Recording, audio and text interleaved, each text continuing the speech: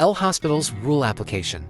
Evaluate the limit. The limit as x approaches 0 of left parenthesis sign, x minus x right parenthesis, over x cubed. We'll solve it twice, first by repeated L'Hospital's rule, then by a Taylor series visual cue. First, check the form. X equals 0, sinus 0 minus 0 equals 0, and 0 cubed equals 0. So we have 0 over 0, an indeterminate form. We may use L'Hospital's rule. Method 1. Repeated L'Hospital's rule. Start with the original fraction. Differentiate top and bottom once. It's still 0 over 0. Differentiate again. Still 0 over 0. Differentiate a third time to clear the indeterminacy. Now plug in x equals 0.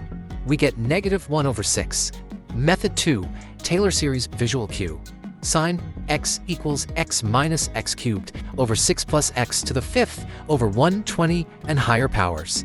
Subtract x to form sign x minus x. The x terms cancel, leaving negative x cubed over 6 plus higher order terms.